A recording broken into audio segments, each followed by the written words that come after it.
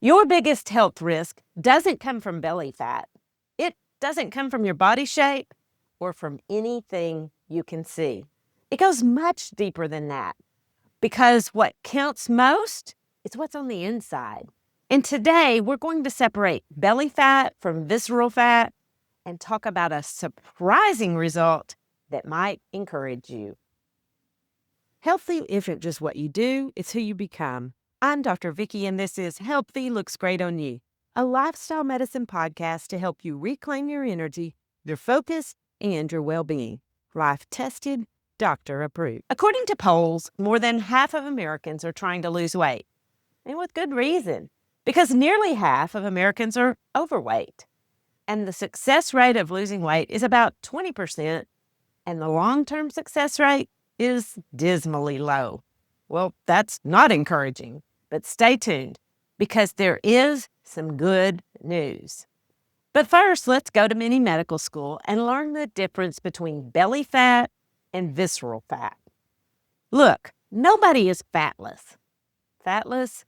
I don't think that's a word. But if you imagine a person being fatless, you would think it looked very unhealthy, frail, and malnourished. We're supposed to have some padding. That padding is called subcutaneous fat. Cutaneous means skin, and sub means under. You know, like a submarine is under the water. Subcutaneous fat is distributed throughout our bodies. For men, it tends to be in the chest and abdomen, and for women who are pear-shaped, it's in the hips, thighs, and buttocks. Apple-shaped women have more belly fat, and once menopause hits, belly fat struggles can be uphill for all women. The loss of estrogen doesn't necessarily make you gain weight, but it sure does change where it lands. How much subcutaneous fat is normal? Well, that depends on your age, sex, and athleticism. But generally speaking, for men it's 14 to 21%, and for women, 21 to 31%. This padding or cushion under the skin is soft and pinchable, and it gives some cute nicknames like muffin top, spare tire, pot belly, or love handles. And this type of fat gives you some insulation, padding, and protection.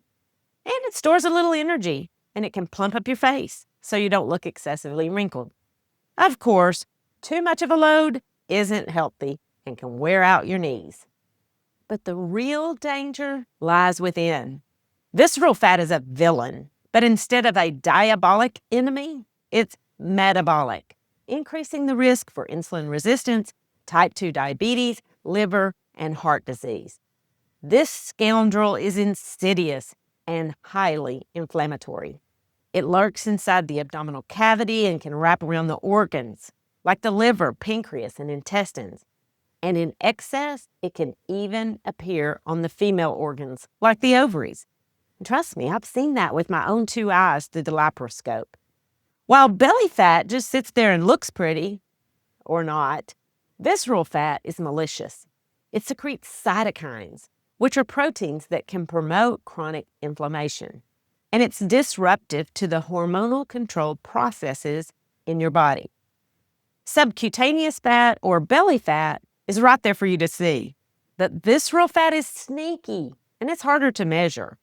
You can get a rough idea by wrapping a tape measure around your midline, or you can do what I do and use a specialized scale called an impedance monitor, which gives you a fairly accurate measure of what's going on inside your body. And here's why I like it. I've gained about 3 or 4 pounds over the last year. So if I was only looking at the number on the scale, that might be discouraging because I'm pretty short and 3 or 4 pounds can be noticeable. But I've really upped my game on exercise. And this fancy scale tells me that my body fat percentage has gone down and my muscle mass has gone up. Plus, I've added creatine, and that increases water weight. The other way to measure visceral fat is with sophisticated medical scans like an MRI or CT. What? You don't have an MRI or a CT machine? Well, if you need a laugh and you appreciate medical humor and the frustration of getting a prior authorization from your insurance company, go listen to Dr. Glaucoma Flecken's episode about the drive-through MRI at Texaco Mike's. I'll put a link in the show notes. And no, I haven't forgotten that I promised you some good news. So without further ado, let's get to it. Ready? Lifestyle changes have a big impact on visceral fat. You know how you start eating healthier and exercising more, and you don't see the numbers on the scale move, and you can still pinch more than an inch around your middle? Here's the deal. What you can't see is that visceral fat, and it's highly affected by positive lifestyle changes. So even if you're frustrated by what you see on the outside, good stuff is happening on the inside. In fact, one of the first places you'll lose fat with a healthier lifestyle is visceral fat. And while that might not get you into a bikini, it has a huge impact on your health. Even if you don't lose weight, losing visceral fat protects heart health and brain health. And that's the good news, but it gets even better. For every 10% reduction in visceral fat, there is a 28% decreased risk of developing type 2 diabetes in the next 10 years. And that's according to research by Dr. Irish Shah, a professor of nutrition at Harvard, and that study was just released in June of 2026. And if you think that's good news, here's the best news. The results hold, even if you gain the weight back. Wow.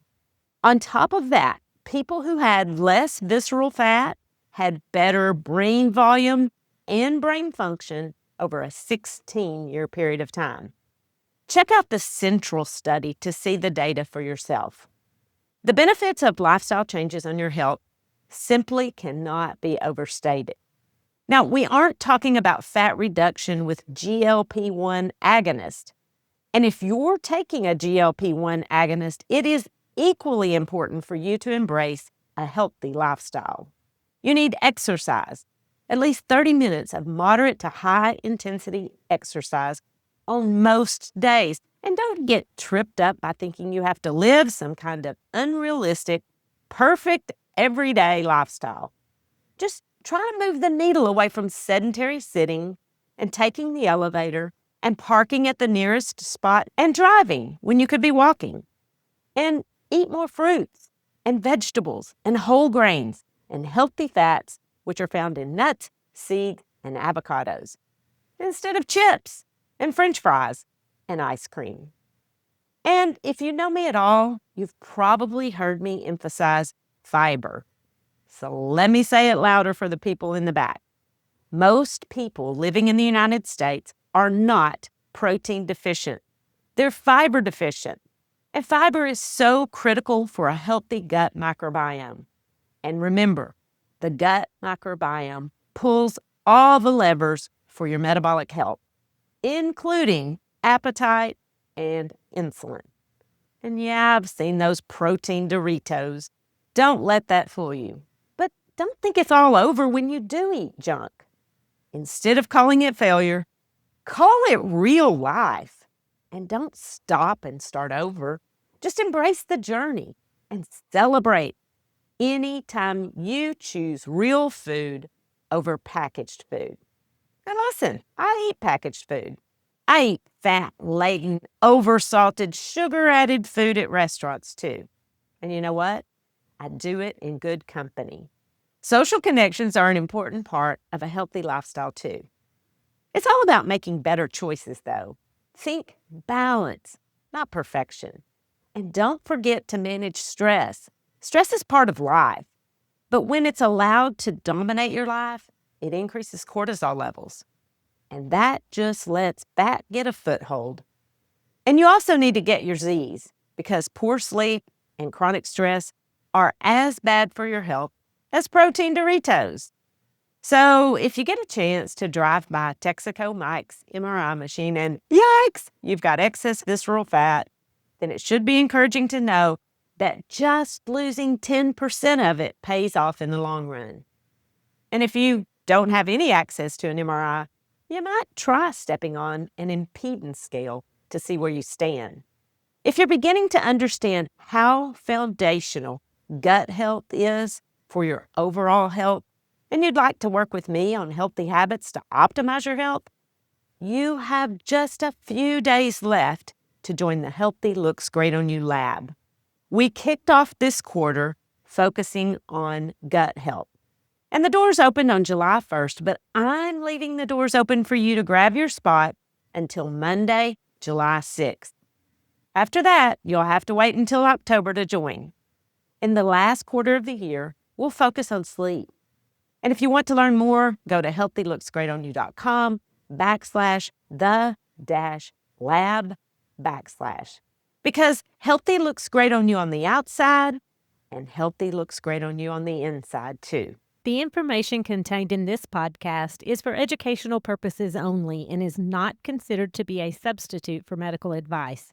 You should continue to follow up with your physician or healthcare provider and take medication as prescribed.